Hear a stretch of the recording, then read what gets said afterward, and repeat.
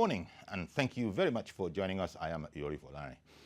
And so here we have it. It's not very much of a surprise, I don't think. I'm talking about the extension of the gradual easing of the COVID-19 lockdown. It had been hoped that maybe we could, open up some more, but that is not the case. That is not how it's going to be. It was announced by the Secretary to the Government and Chairman of the Presidential Task Force on COVID-19, Mr. Mustafa. Because there was still, there's still a lot more that can be done. Maybe we have to perfect our act, and as it was put, persuasive measures will be further explored. I guess, you understand the meaning of all of that. We haven't done very well, We've been putting it in all our reports. It's not just us. Everybody can see that we haven't done as well as we could have in terms of social distancing, in terms of the new protocols that we find ourselves grappling with, face masks and all of that. People apparently have not taken it as seriously as the the public medical health practitioners would want. And the long and short of it is that if the gradual easing of the lockdown were to be stopped and then you sort of turn the taps wide open, it would be counterproductive. We apparently would be losing some of the momentum, no matter how scant and precious that is. We'll be losing that. It will be compromising us. Well, today we'll be, discussing this with Dr. Tui Mebawadu, who is a public health expert, a public health practitioner. He'll be joining us via Skype, and we also have with us, remotely. That's the way it is nowadays, Mr. Curtis Adigba, a public affairs analyst and lawyer.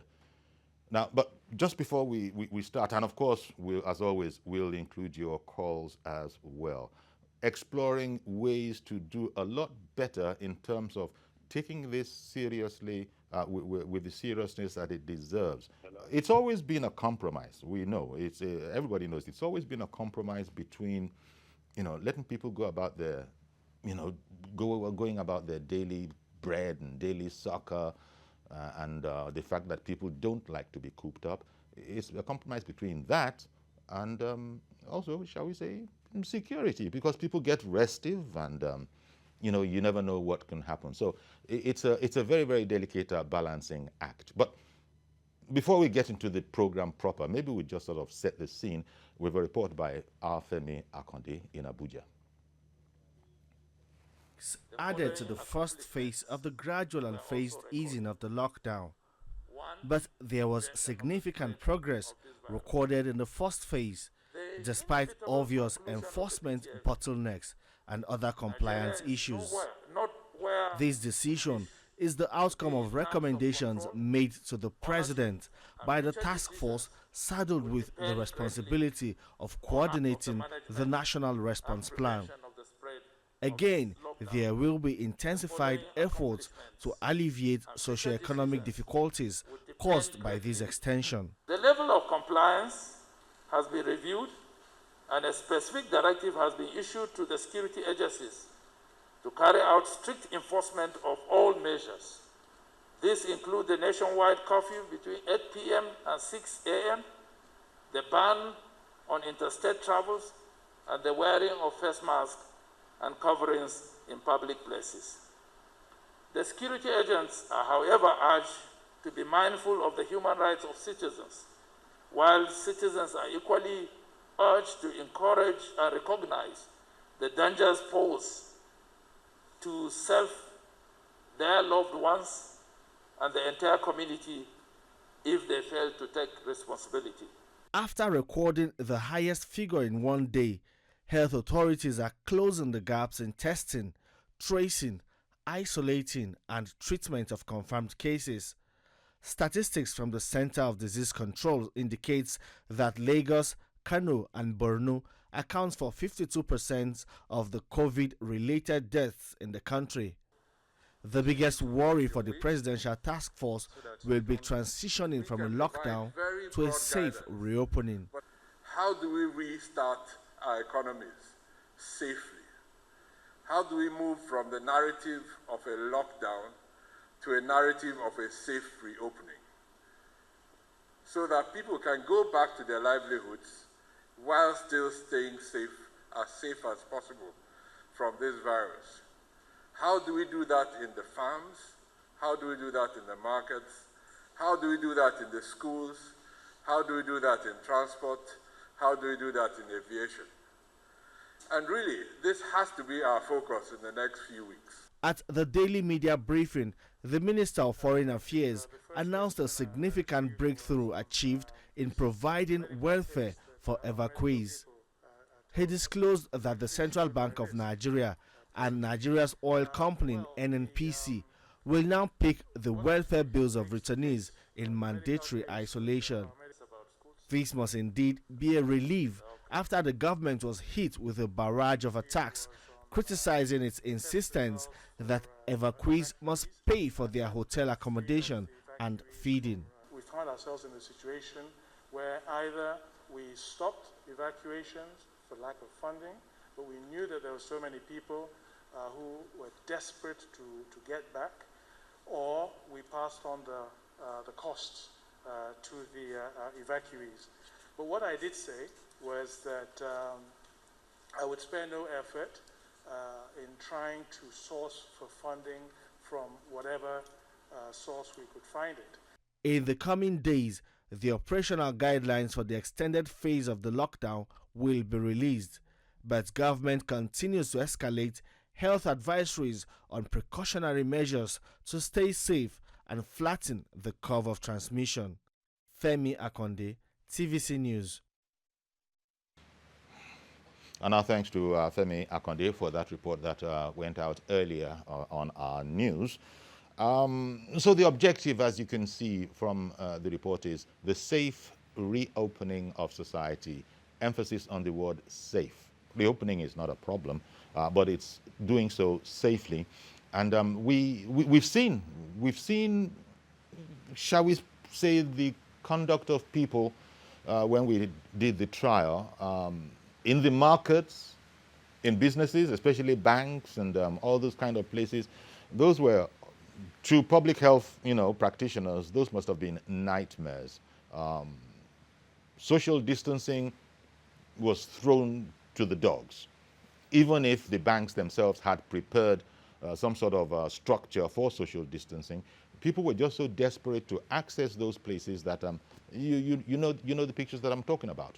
It wasn't as bad in other places, but clearly it was a danger. Then you go to the markets. We saw all those pictures in the markets. People were very much carrying on as if there wasn't anything in the air, but there is plenty afoot, and that's what all the experts, that is what their headache is right now. How we the people will begin to behave in conformity with the fact that COVID-19 is among us, and for now we have to learn how to live safely with it in our midst. Dr. Tuyi Mebawodu, a public health practitioner, he joins us on Skype. Good morning, Dr. Mebawodu. Okay, I assume you can hear me. Yeah, very well. Okay. Thank you very much for joining us. Well, the advice that the Presidential Task Force, has had to give to the president, I suppose you are in agreement with it. Well, the PTF is doing their best to ensure. It's a very difficult situation. Let's be frank, honestly. Given our what we have on ground and our level of preparedness and how fast the COVID-19 as a disease has, mutated and entered the society, crippling every aspect. It's a really difficult task. And then, we've not had an experience like this before. We have never had to really have the country shut down, health system crashed, and people, so dejected. But we're seeing it. So it's a difficult task. They're doing their best. Well, indeed. Well, as you say, they're doing their best, but in the light of what practitioners like yourself have told us about this situation and other experts, social distancing is like indispensable to, behaving properly with COVID-19 among us. But our people, perhaps because of what you've just said, that we've never had an experience like this before, have not quite given social distancing the respect and the conformity that it deserves, I would suggest. Simply because we've never seen it before, and so people tend to think of it as no big deal. Yeah, again, what we need to do essentially is to keep talking about it. Of course, in the management of this thing, information management is very, very key. And in managing information, you need to touch every base, every stakeholder. The question is that when we're talking about social distances, where are the likely places that we may likely have people gathering together, not respecting those social distances? You need to go to those kind of base and really deepen their understanding of how this thing should be. You may have to provide support for them. Let me give you an example. We saw quite a lot of damage the comment of some church leaders did to the idea of social distancing and, and closing of markets or churches, as the case may be. Now, I am not convinced that we did engage them sufficiently for them to understand the reason why we were doing what we said what we were doing, and then helping them to really create physical distance, whether in the church, whether in the mosque, whether in the market. We must be able to take people to that level, of helping, assisting to create those distance for them with their clearer understanding and making it easier for them. Okay. Unfortunately for us, our marketing and even church, and where we need to do those things, they're not properly planned to accommodate that. If you go to the typical Lagos market in OKOROAFOR and there, you will see that the markets are not planned for social distancing at all. Mm-hmm. So that's a big issue for us. All right then. Mr. Curtis Adigba, I use this opportunity to say good morning to you. Good morning. It's just that I'm not hearing anything you guys are saying in the studio. So. Oh, aha! I'm sorry. You can't hear what's going on in the studio. No. Okay. And I said that I'll do my best. Okay. You're on alongside Dr. Tuyi Mabawadu, and thank you very much for staying with us. Now that the phased opening has been extended, it's like it's not unexpected. I suppose the problem is our people are just not engaging with all the modalities that have been prescribed sufficiently. And so we have a problem while we sort of try to find out how to better persuade our people to comply. Yeah, good morning, Mr. Yori. Good morning, sir. Good morning to Nigeria. This is something that is kind of novel. We have not dealt with this kind of situation before. And the optics don't make it easier for most people. Now, imagine having to choose between real struggle of life or livelihood on a daily basis, and then a virus that you cannot see. Sorry, Mr. Adigba, could you hold, please? I'll just nip off on a break now, but please hold. We'll be right back and we'll continue this conversation.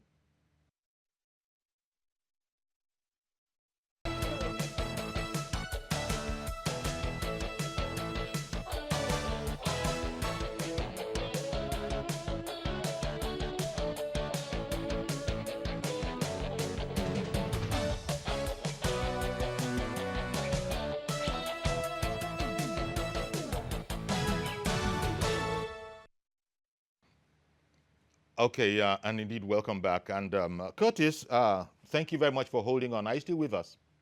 Yeah, I'm with you. Okay, please, we can continue. You were saying this is a bit strange to us, and that's part of the challenge. Yeah, I was saying that, look, this is new to us. We have not witnessed this kind of an event before. And so when you ask people to stay at home and then in their mind, they're trying to make a choice, between livelihood and a virus that they cannot see. Like the Director General of NCDC said yesterday, it becomes then a very difficult choice. However, I think the government did the right thing in extending the lockdown in an easy way. The problem, therefore, is that the need for people to understand better the threat that the COVID-19 is to everybody. And so it now becomes an issue of personal governance, not as much as government enforcing those protocols that people must observe. And that is where we always have problems as citizens, because the truth of the matter is that a lot of us we're not used to being disciplined when it comes to issues like this. But I want to appeal to everyone that this is not just a story, it is real. And that even though we have a kind of eased atmosphere by the government, we need to, as a matter of fact, individually step up on how we obey this protocol. Go out there if you have to go out at all, but make sure that your mouth and nose is covered, and you keep washing your hands from time to time. Use sanitizers as many times as possible. This is real. Indeed, indeed. Coming back to you, Dr. Mebawadu, you know, the whole concept, the whole principle that is involved with social distancing and using the face mask. In fact, let me even go to the face mask. As you know, even as kids, one is taught the etiquette of, you know, covering your mouth when you cough and, you know, when you sneeze, that kind of a thing. Now, the mask would sort of be really enforcing that. And as opposed to some people, they wouldn't have too much of a problem in understanding the principle of the mask. But for others, perhaps it's a bit strange. Even as you see people wearing those masks, there are a lot of people, and it transcends all people in society. Maybe would you like to talk on the principle, because we've been hearing about where the danger lies. The danger lies in, you know, spray from your mouth, as you've been telling us. It lies in surfaces that you could pick up later on. Walk us through the technical aspects of, one, the masks, and two, social distancing. Now, what we're trying to achieve now is this. This is a simple thing we're trying to achieve. We're trying to limit the spread of the disease as much as possible. And we know that it's a respiratory disease that once you sneeze or cough, and the thing can form aerosol, it can stay on surfaces. Aerosol is like something that hangs, the droplet is an infection droplet that is hanging in the air that anybody can breathe in. So, but now, by sneezing, you disperse a lot of those aerosols into the air. And some of them, when you touch your face, touch your hand, you put on surfaces that people can also pick. Now, the principle is that as much as possible, we don't want anybody to pick the virus either from the air or from surfaces. That is a simple principle. Now, when you are distant from somebody, the distance the aerosol there's a limited distance the aerosol can travel, as it were. So if somebody has to cough or sneeze, you won't pick it. That's why we prescribe that 6 meters, you know, as a minimum distance from anybody. Now, what the mask does is this. One, if you are coughing or sneezing, the passage of the virus, because you have to, there's what we call inoculation number. There's a specific number of the virus that must be present or that must enter your respiratory system for it to cause disease. It's not just one virus will enter and then you pick disease. No. Now, it's actually in multi-millions. So nature actually gives you some sort of a little margin. Yes, yes. So what you do when you put the face mask, you are preventing the number of viruses that can come out from that place. And of course, whether the face mask is cloth, whether it is the surgical one or the common one we used to, we still start the function of limiting the number of droplets that can come out from your nostrils. On the other hand, if somebody who has the disease that sneezes near you, the likelihood of you picking the requisite number, inoculum number that can cause infection will be limited. Yeah. That is why we said face mask and then distance, social distances for, you know. So it becomes important that as time goes on, when the virus cannot be transmitted to a number of people, it will definitely tail off. But getting to that trajectory means that, for us to become, means that we cannot wait forever to see that kind of transition in the virus. It's either we're waiting to get some specific drugs that can help, or we're waiting for vaccine. Indeed. Or we're saying that, wait a minute, let people now have sufficient infection to have what they call the community immunity to the virus. Now, the community immunity comes with price. Now, the price, which the people must understand why we're saying all this. The price it comes with is that when there's a community infection of, like, let's say 2% of the population is infected, and out of that 2%, the same, let's say 1 million gets very sick. If 1 million gets very sick, we don't have the health system to take care of that 1 million.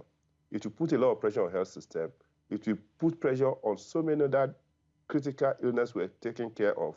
And once that happens, there's what they call a system collapse. Okay. And it will go into a tailspin. So the purpose of us doing that is that we know that we cannot put on face masks forever. Let's get it. It's not going to be forever. For this period, let's observe that. And of course, the hand washing also helps you to say that, you are taking the high number of the infectious dose away from your skin, from your hands, so that even if you touch your face, you will not get infected.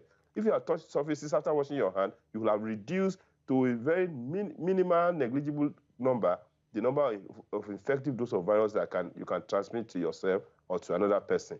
So we know this is not going to be on forever. For now, we just have to pay the price. I know it's a huge issue when you are battling livelihood and you are not battling life again. Big issue. Which one comes first? Life has to come first. Indeed. And, I suppose, Doctor, part of the challenge here, as our other guest, Mr. Curtis Adigba, was saying, is that the whole thing is so novel to us. Our people really are understanding. For instance, they know how to deal with babies. I imagine if you say to somebody who is nursing a newborn baby how you got to sterilize everything, the feeding bottle you just use is not enough to just wash it anyhow. They go through some sort of a Milton solution or whatever. So they know they can appreciate that. But transitioning that this is as bad as that, especially as what you've just said, it's worse. It's worse. But surfaces, when we go to the market, look, you might be buying tomatoes, you might be buying pepper and all of that. You just have to wash them in an extra special way. So these are the kind of things that, as opposed to the perfunctory washing, rinsing that people used to do before you throw them into the grinding machine, people have to come to a sort of understanding that this is an emergency kind of a period. Am I right, Doctor? Yeah, it is, because you see, the fact is this: in history, we've had this kind of experiences before. Okay, only that none of us is, has seen more than 100 years ago of it. Nobody now was an adult 100 years ago. Well, so the Spanish flu. You're talking about the Spanish flu. Yeah. Yes. But we have what I call institutional memories that we can pass down to determine how to deal with this. Now, when a new thing comes like that, we see a lot of doubts, we see a lot of concussions, people saying this and that. But tell you what, there's no recommendation that they're giving us now that is not part of normal recommendation of hygiene and sanitation. Let's look at it that way. Wash your hand. It has been with us.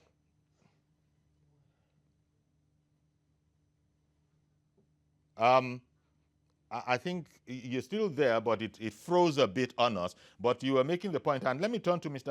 Adigba. Mr. Adigba, going back to the point you were making, that it's a very novel experience, and so people are tending to take it with some sort of a cavalier attitude. That, what are you telling me? I mean, you're saying I don't know how to be hygienic. So it's a bit difficult. People will think that, look, I wash my hands before I eat. The Buka, thank God they've locked down most of the public eateries. But still, people are still maybe not taking this, because of the newness that you suggested, with the seriousness it deserves. So, as part of our hygiene for living, we wash our hands. Yes. But let's tell ourselves the truth. We don't wash our hands this number of times in a day before. A lot of people don't even wash their hands except they need to eat. Yes. So, but now we're required to wash our hands and keep washing our hands repeatedly. Like I said, look, this is a challenging time for all over the world. Everywhere in the world. Look at. Mr. Adigba. The funny thing is, You know, part of the challenge, we just saw the figures in Femi Akonde's report. Nigeria has come to a figure of 5959 cases. So it's something like that. Almost, 6,000 cases. Too many for us as far as we're concerned. But when you look at our population, it's really an insignificant number. The result is that I think it is because not too many people actually know someone who has caught the bug and, has been debilitated by it. And so people have a false sense of security that, yes, you see it in the newspapers, you see it on television, but it's not a clear, present, and imminent danger. That's the problem, I think. No, that's not the best way to look at it. The best way to look at it is what is the ratio of those that have tested positive vis-a-vis the ratio of those that have been tested. You understand? The point you're making is that the figure might be a heck of a lot more. Yes, because you see, we are not testing enough. And until we ramp up our testing, and what you are finding that the more tests we carry out, the more people we find to be positive. You understand? Yeah. So I can tell you today that if we are able to test up to 10 million Nigerians, we probably will have more than 100,000. So that there is a problem, which makes it even more dangerous potentially than we are even considering right now. To look at it is to look at what is the percentage of those that have tested positive when you compare to the number that have been tested so far. And if you do that, it's alarming. Now, we are not able to test, I don't think as at the moment we are not able to test 3,000 a day in this country. Yeah. And so if you have this high number of positive, it means that we really having an issue. And that's why the government is aware of this data. Now, the Lagos State Commissioner of Health, Professor Bayomi, sometimes says that Lagos State is preparing for worst-case scenario of 100,000 infections. 100,000. Yeah, I see. Hold on for a moment, please. I'm going to come back again, as always. As usual, I'm going to come right back to you. I've got to take another break. Thank you very much for staying with us, Mr. Digba.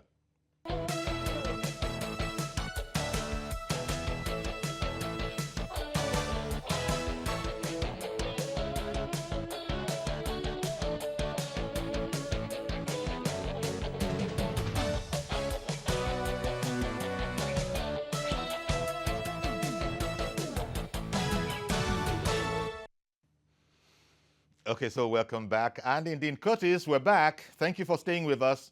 So you were saying that the Lagos State Commissioner for Health had said that the worst case scenario that they are preparing for is about 100,000. Continue, please. Yes, so the point I'm making is we should be alarmed that we have this number of positive cases from the little tests that we have carried out so far. And as the government ramp up testing, you're going to see more cases. Hopefully, some people may have gone through the infection and recovered even without any treatment, as we found in other parts of the world. But the point the doctor was making, which I want to support, is that we have a problem with our healthcare system. And if we have more cases, such that the health system will be completely overwhelmed, you're just going to find people die anyhow. Now, in countries where we cannot even compare our health system to them, look at the United States, for instance. We are still recording close to 2,000 deaths in a day. And the argument is, or the point most people make is that, these people have underlying medical conditions. So also Nigerians, we have people with underlying medical conditions in Nigeria. Yeah. So the better we observe this protocol and keep safe, the better for all of us. Indeed. Just imagine 400 people dying in Lagos one day. Just imagine that. Because these things are happening far away. It doesn't look like they are real to us. Indeed. And that's... We are seeing corpses being kept in vehicles outside because no space for them in the mortuary. Daily people are going to bury. And these images will help our people to understand that this is real. This is not some fiction or some conspiracy theory. Well, I want to thank you very much. Thank you very much, Curtis, Mr. Curtis Adigba, for making time in your busy schedule to join us on the program remotely. Thank you very much, Curtis. Mr. Curtis Adigba, Public Affairs Analyst and Legal Practitioner. Thank you once again, Curtis, for being with us. Doctor, coming back to you on Skype, actually, I want your comment on something that Curtis said in there, that there might even have been cases of people, because you had given us an example of how nature sort of allows you a sort of a very narrow margin. It's not just if one individual, cell, whatever, were to land on you, the immune system is also working. And that's probably why people are telling us to do our best to, just eat healthy, keep our immune systems up. He said that there might even be cases of people who have been infected and have been sort of cured spontaneously. Could you comment on that, even without treatment? Indeed, of course, because again, the germ will not behave same way in everybody. There are predilection there. It's what you call the pathogenicity. That's the ability of the germ to cause disease. And as what we also call the defense mechanism of the human body. It's a complex interaction between the human body, the person involved, and the germ, and the virulence of the germ. So now, of course, for instance, I suspect in my interaction that quite a lot of people, even from as far back as December, were actually having COVID. So if they have the good immune system, it will go through. And of course, the data has always told us that 85% of those people with this thing, if up to 90% will recover spontaneously. We have the window for just 5% that will be very sick. And that 5%, well, if you look at 5% of 100 million, that's 5 million people. That's a lot of, if 5% of 200 million, the population of Nigeria, is 10 million people. I mean, they're very sick. The question is that even the number of beds we have in the country is just about 5 beds for 10,000 per 10,000 people. The number of ICU centers we have in the country is just about 300 ICU centers all over Nigeria. So where are you going to put 5 million people? When that happens, it affects so many other things. Critical money that's supposed to be put elsewhere will now be moved to health. The resources will be channeled there. There will be a deterioration of the health system. More people will die. Other sickness, people will not have time to deal with them. That is why we see the direct connection between this health challenge, economy, and even stability of any country. Okay, one moment, please, Dr. Mebadu. I have a call. Caller is on the line. Good morning, Mr. YAQUB. Usually, let me just go straight to the point. I don't want something that happened yesterday happen today. You see, usually, to me, I quite agree with Curtis Adigba. Let me give you a typical example here. And then I want to use this opportunity to give kudos to Lagos State government. Why? Because in this country today, they were the only state that was tested most, that you cannot compare the level of the test going on in Lagos with any other state in this country. That is why, the reason why they even call them Epic Center. Usually, I can tell you, there are some states in this country, they are also Epic Center. Let me give you another example. There was a state in this country, one or two, they were not even test anybody. Let me even say this, in Ogun State here, I don't see any reason why the Ogun State, they are doing their best, yes. But here in for local government, they have a very big market. They are doing a station whereby 2-day lockdown, 1 day open for the people to go and shop. And then if you pass through the market, people coming from Lagos to come and shop in that market. And then I can tell you, within that vicinity, if for local government, there were no any center there for people to even voluntarily go there that I want to check my status. Nowhere to be found. Even there was a Loot branch hospital, very close to that market as well. The land, the hospital is the environment was very good, but even Ogun State to even bring the test center to that very place. None of this thing happened. Chief Jody, if we test in this country, people will voluntarily go there to go and test themselves. Adigba have already said it all. Chief Jody, the only thing we are waiting for is this. Yes, we are covering our mouth. We are managing to even participate in social distance, but it is not enough. My prayer is this. They should detect this fighting in time, or we detect it in Nigeria by ourselves, the drug that can cure this. My question to doctor in the studio is this. Can somebody that is contact this virus unknowingly and then he got ill by himself because of the level of immunity, can that person be reinfected again without knowing it again? And then what is the chances of even conquer it again? Thank you and God bless you. Thank you very much, Mr. YAQUB, for calling in. Well, Dr. Mebaudu, you heard him. Yeah, very well. Again, let's agree that the SARS-CoV-2, the SARS-CoV-2 is the virus. COVID-19 is the disease. Okay? Okay? The SARS-CoV-2 essentially is a new thing, and it's a work in progress. Now, what we have learned is that, you see, we don't know whether somebody who has the virus now recover. We don't know how long it's going to take for the person to be infected. So if anybody is telling you that, no, once you have the virus, you may not get the infection, we don't know. There's no evidence we don't for know that. We don't know whether it's going to be seasonal. We don't know whether it's just going to be one-off. We don't know, but the research is going on. By the time, let's face it, we're just like how many months, December to this time, it's just like 6 months of trying to understand the virus. In science, in medicine, that's too short a period. Now, as much as we don't have capacity to ramp up testing, because we need to be practical in this situation now. We don't have that capacity to ramp up testing to get to the level of testing that will give us that confidence. What do we have? Still, the cheapest thing is for us to embrace all those preventive methods. That's the cheapest thing. That's what is within our hand, and that is what we have to deeply emphasize and deepen. So again, your hand washing, face mask, social distancing, avoiding crowd, increase your hygiene becomes the rational, cheapest thing that you can do.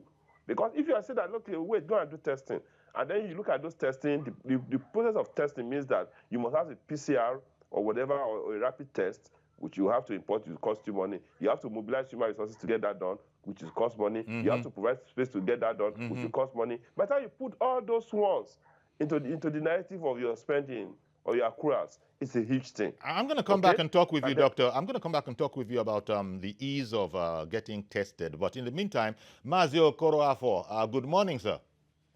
Good morning, sir. Good morning, I guess.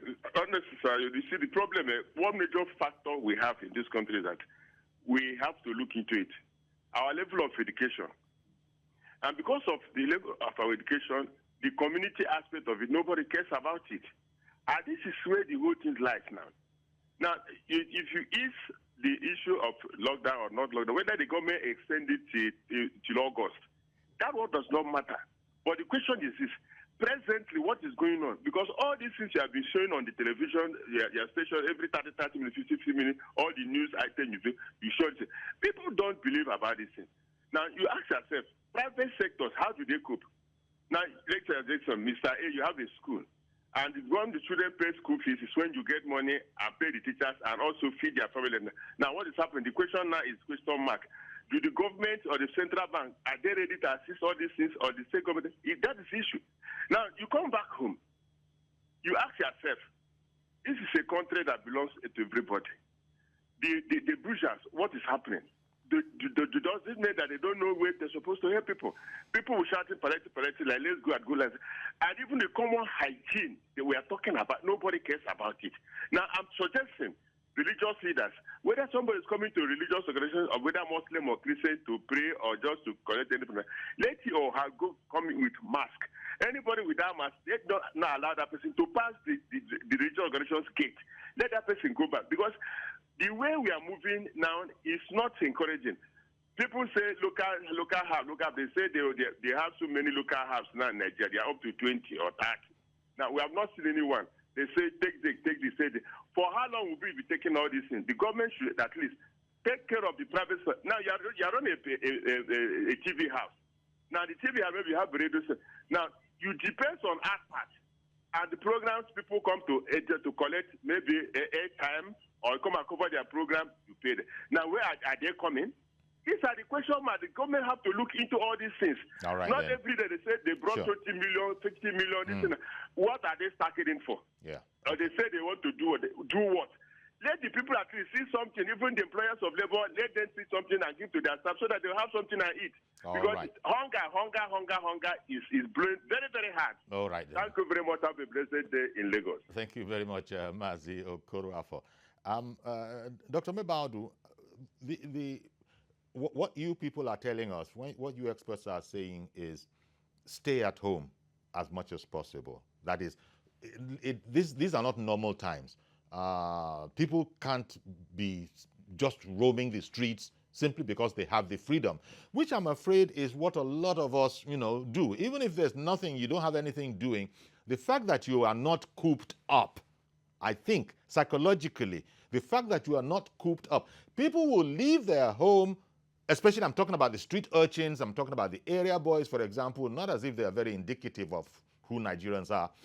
They will get up from wherever they rose, in the morning from, and then just make their way into a town, and then lie down and laze around. So whereas we are being told, stay at home as much as possible. It's also part of how we are, what our life is all about, how we've lived our lives, and having to adapt to this change that is proving most difficult. Well, again, are you surprised that, change is a difficult thing, not just here, but even anywhere at all? My own concern, because again, when the thing broke in China, we had a whole month before we had the first index case in Lagos. A whole month.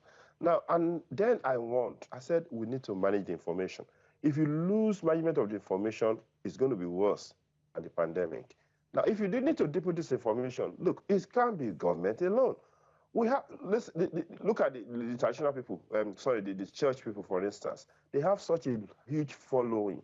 What role were you giving them in managing the information as far as this COVID-19 is concerned?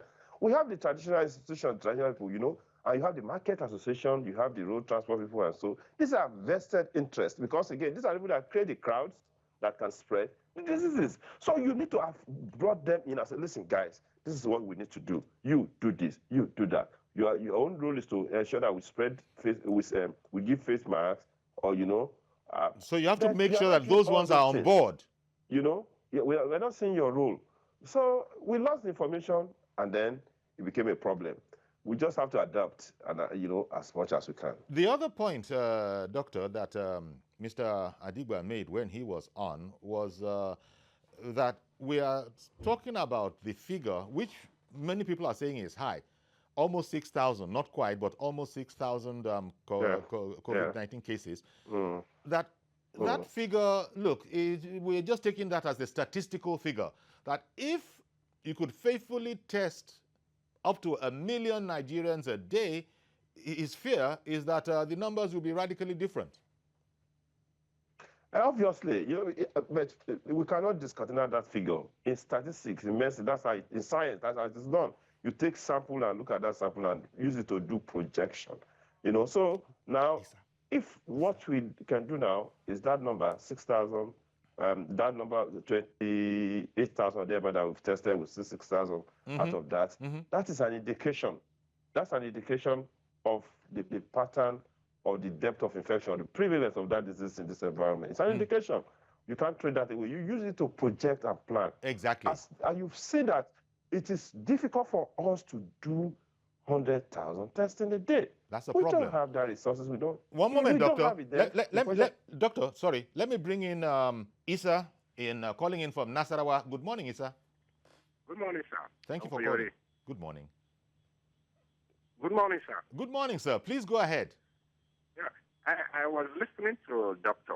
Okay. Doctor said, and there are numbers of droplets that will come to your face or we touch you before the virus or the disease will. So I want to know how many number of virus that have come to one. Is it 1 million, 1,000 before one manifests on somebody? And the second. Okay. And the second question is, in my local government here, in terms of dispensing this information of COVID-19, we have interior villages. We have villages that this information people are saying it has reached everywhere in Nigeria. I doubt it. I have a village that will take you 2-3 hours before you get to that place. There's no light. There's no network. So information, they are still saying is a lie. This disease is all right then. Common. Oh, okay. Thank you very much, Isa, for calling in from Nasarawa. The doctor heard you, and I think Isa went to the explanation you gave about a sneeze, for instance, acts as something of an aerosol, putting out millions of droplets in aerosol form. And so Isa wanted to know, even as you said, there's a say how many germs, so to speak. Yeah, again, Isa, thank you. It's the most important thing for you to know is this. One, there's what we call inoculum numbers. The requisite number that will cause infection in anybody. That's what we call inoculum numbers, okay? And in virus, it goes into hundreds of millions. You know, viruses are too tiny that you cannot even see those hundreds of millions. So, you know, you cannot even count. So the best thing is to ensure that this droplet does not get to you. Indeed. How do you do that? You wear your face mask. You heighten your hygiene. You avoid crowds. Your services, you clean them. Simple as simple. That's your own rule. Now, Isa said something concerning a remote village in Nasarawa, where they don't still believe that the disease occurred. They won't believe because, again, you are not talking to them at their level. You see, I agree that you have to hang out in Abuja, hang out in state capitals, and talk as much as possible about COVID and all that. Nice, good, great for some of us that you know that watch television and listen to radio and read newspaper.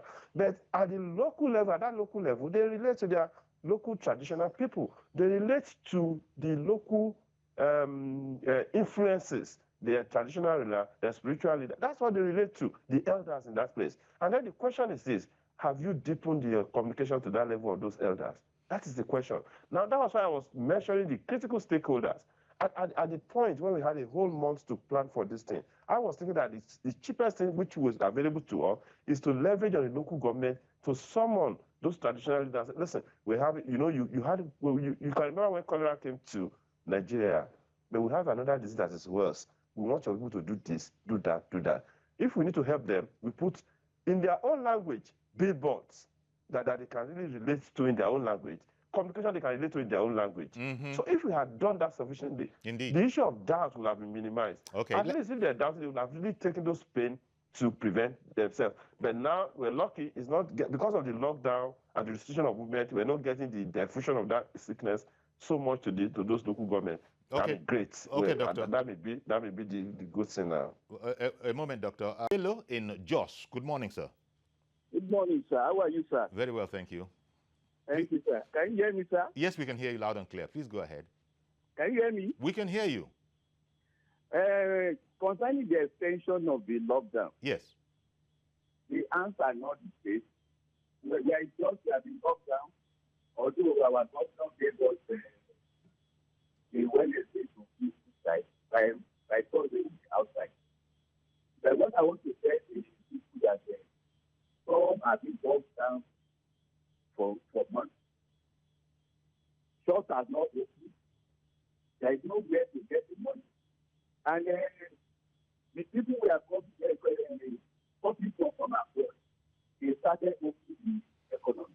Yeah, but Bello, at the end of the day, Bello, could you help me out? Yes. What do you think of the danger?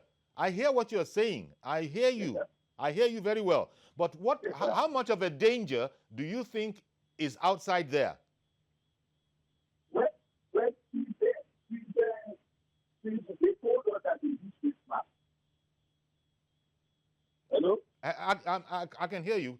Please continue. Do you think that there's a big danger outside there if you don't conform with all this social distancing, washing your hands, covering your nose, and you know, Yes, no touching?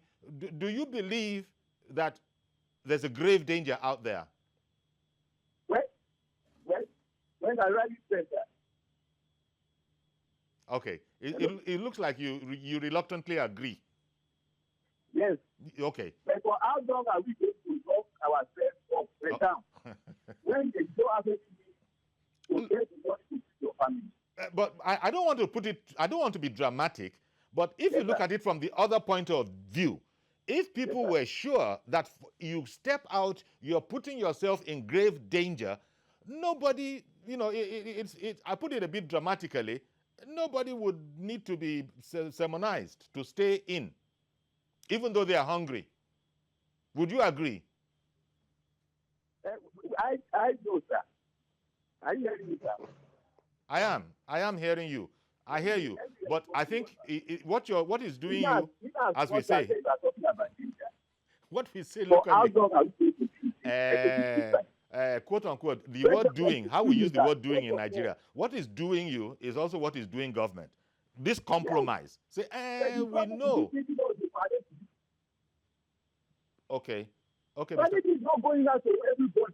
The people are already right. I see.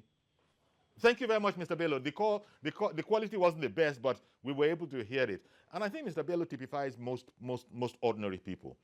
Yeah, exactly. It typifies most ordinary people. Mm-hmm. Yeah, because again, continue, doctor. These are the limiting factors, because again, you when you are looking at things like this, it's not just trying to look at it from the point of science.